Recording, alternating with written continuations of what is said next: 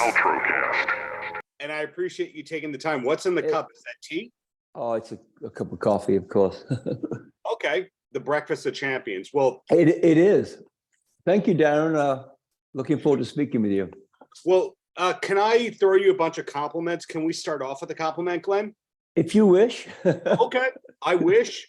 And your voice still sounds amazing. And these songs from Burn are not very easy to sing. What kind of vocal warm-up process is needed for you all these years later to sing the great songs from Burn? That is a good start. For me, it starts in the afternoon. I start doing warm-ups in my hotel room or the tour bus.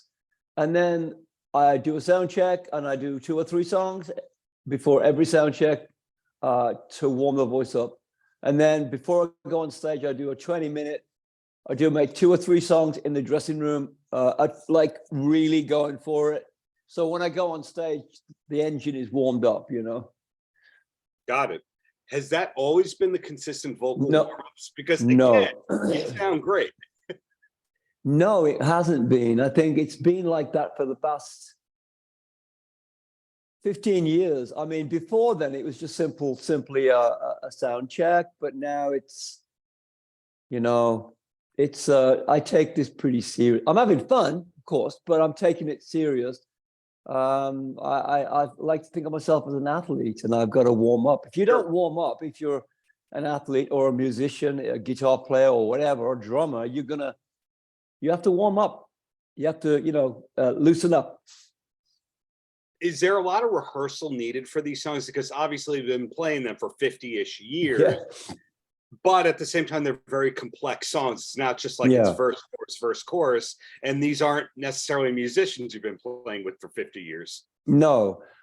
These songs are the album versions, as you know, but they're sort of, when I started this tour, I wanted to go back to view footage from the 70s, whether it was live in Europe or live in Paris or California Jam, or I wanted to take what was going on back there on the songs then, because I think people will appreciate that. So a few of the songs are a bit longer because my band is so good. Yeah. So we elaborate on that. So it's a great live show of these particular songs.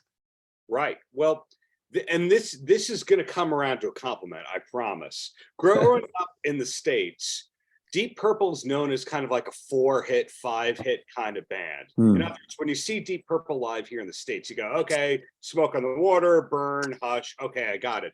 But then as a person who's traveled a lot overseas, you know that Japan's prominent heavy metal magazine is literally named Burn because of that.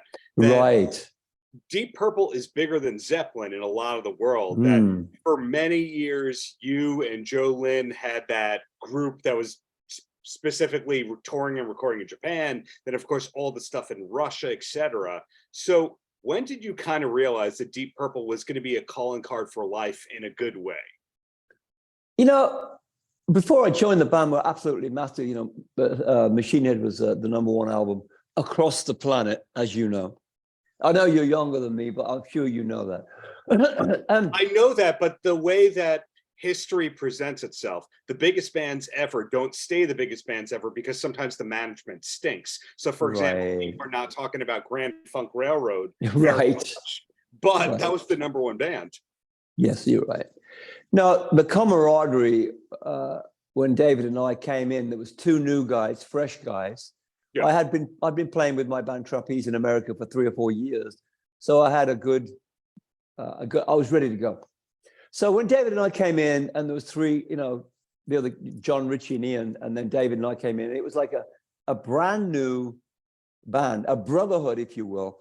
Richie was smiling a lot, which, you know, you probably can't imagine, but he was, and he was very, very. His wife smiles a lot, so I imagine through osmosis, some of it happens now. He just doesn't want you to know he's smiling. No, yeah, he's in full actor mode. Yes, he is. But the band were very, very close friends in that castle in the summer of 1973. Around about this time, we were down at that castle making the album Burn. Right. So in terms of you mentioned Mr. Coverdale, who I've had the pleasure of interviewing a few times, is Sure. always funny. And like you, one thing that I admire is when it's time to rock, it's time to rock. But Yes. also very funny and relaxed and charming. So you kind of had to hid that because it went against the image. Like in Black Sabbath, you're not supposed to be very funny. In Deep Purple, you're not supposed to be very funny. Was it a challenge for you to hold back the I'm a relaxed guy kind of persona? There was a sense of that, no smiling on this photograph, or, that was, and I was like, okay, it really wasn't me. But again, that period, I think, in my opinion, the 70s, I could name you 10 bands from my generation that were so popular. It's never been duplicated. So I was very, very honored to come from that era, if you will. I think the 70s, in my opinion, was the greatest decade for rock music. I'm not going to fight you there when you think about AC/DC and Van Halen, etc. Right. And the bands that you played in. So putting that all together here, people say, hey, Glenn Hughes, that Rock and Roll Hall of Famer, Deep Purple, that kind of thing. But Black Country Communion is huge. And the stuff that you've done with Chad, huge. Yeah. Does it bother you that people still say, hey, Glenn from Deep Purple, knowing that you're still playing festivals with other acts? Yeah, I think primarily a lot of people do know that I was in Deep Purple, but it was only 4 years of my life. So it was a long time ago. But again, me doing, I call this the legacy tour, honoring that period. And by the way, when I've done this particular tour, I think I'll be doing this for the next 18 months. I may never tour this again, because there's only so long you can do something like this. Because I want to get back to being Glenn again. So as you know, I've just made a new album with Joe, Derek, and Jason, Black Country #5. So that was completed last week, and that is coming out early next year. Please tell me that you're going to use that term Glenn again. Yes, of course. That's actually really good. Was that a live one, or if you said that 1,000 times? No, I think people call me Glenn, or Glenners, the Glenners, or I am primarily, Darren. I am a solo artist. That's what I am. I have been in a couple of bands, as you know, but my main course, the main staying course for me, is writing new music every year, and going out playing my music. Again, I do miss playing Glenn Hughes solo songs, and eventually I will go back to doing that. Right. You just mentioned Joe Bonamassa. I had the pleasure of seeing a couple of nights ago, and he's doing well. Any idea when we're going to see more from Black Country Communion? Is that 18 months or so from now?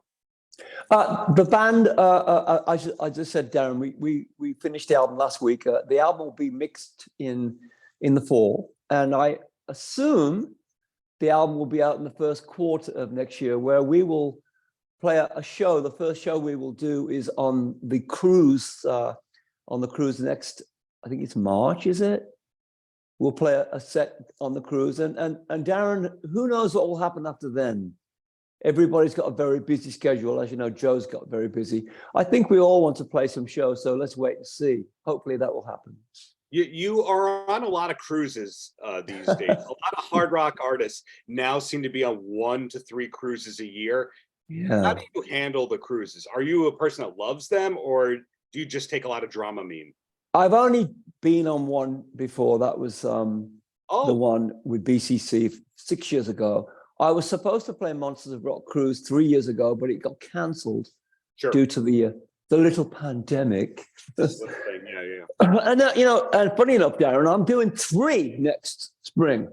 Yeah, 3. So I better have my sea legs on.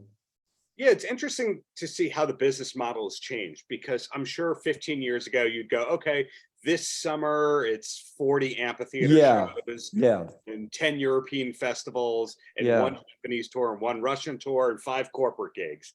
And now it's kind of like, well, there's going to be 3 cruises, 2 things that are like a cruise, but it's on land in Florida. There's 3 Danny Wimmer festivals. It's unpredictable in a good way. Yeah, it's a crazy scenario because yes, these cruises are, especially in America, they're so big, and a lot of my friends, I know a lot of the artists play on these cruises, so it'll be fun for me to mingle with my friends and have a great fun with the fans. I love meeting all kinds of beautiful fans. So long may that continue. Well, 3 quick questions and then I'll let you go. And the first one is, I've had the pleasure of interviewing your tour mate, Yngwie, a few occasions here.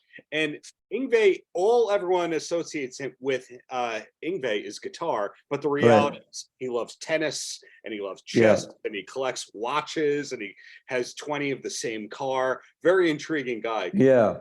With Glenn Hughes, all we know about the Rock and Roll Hall of Famer is the guy can sing his ass off all these years later. He's always working and recording. But what's your number 2 hobby beyond music? I like getting out in the garden and planting stuff, and I have a beautiful garden at my house here. So I'm in the garden all the time when I'm home. So I am an outdoors man. I do walk a lot. I used to run, but my knees went out about 6 years ago. So I am an outdoors person. I do like to get out in the fresh air. And when I'm on the road, I do like to go to see the sights, as it were. So long may that continue also as I trudge along this road of happy destiny. Trudge. You're quite a poet right there. And question number 2, a lot of people learned about you when you and Chad Smith started working together. What was it that connected you and Chad? Was he just a fan of your old bands?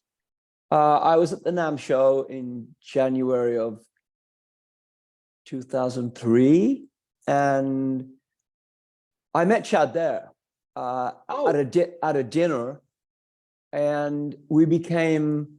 I was playing the next night at some kind of event there, and Chad said, "Well, maybe I should come.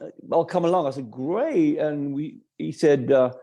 I know a couple of your songs, I thought, well, come and play a song. And Chad played about 8 songs with me. And from that moment in time, we became fast friends, and I'm godfather to one of his children, and I love him dearly. And for me, he's one of the greatest drummers of all time. And I love him to pieces. Yeah, most people don't realize what he can play outside of funk rock. He's unbelievable. Yeah. Absolutely. And he truly is an amazing musician and a wonderful, kind human being. Pretty good painter. Would you say excellent painter? Pretty good. He's good. And he's also funniest. He's funny, so funny. As you know, he's very, very funny. Absolutely. And the last question is, what is Glenn Hughes watching on television these days? Do you have a recommendation or 2 that you could pass along? Well, in my opinion, I think Succession has been the greatest TV show I've ever seen. Ever. And I'm leaning towards more stuff like that, when we can see great productions like that. The writing was so incredible. I'm all for a great TV series. I like TV series or series. I have Prime Video and always looking for the English. I like the English things. So I am British, but I've been living in LA for 50 years. But I do like to watch great drama on TV. So you preceded The Cat and the Fiddle.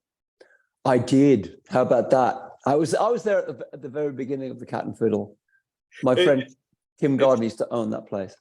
Right, from the creation and all that. And yeah, I thought the old thing was when you're British, you move to LA, you go to The Cat and the Fiddle, and you you throw it after a couple of months. I've seen a lot of stuff go down at The Cat and Fiddle. Well, Glenn, hey, thank you for the many, many years of great rock. Looking forward to the New York area show and just keep the greatness. Let's talk about Palladium on the 22nd in Times Square, New York City. Can't wait to be back in the Big Apple. You know I love you. And Huntington, there you go. The Paramount on the 23rd. Am I right, Darren? You are right. Great memory as always, Glenn. So a venue. No, thank you. I see you soon, New York and Long Island. I love you to pieces. Paltrocast.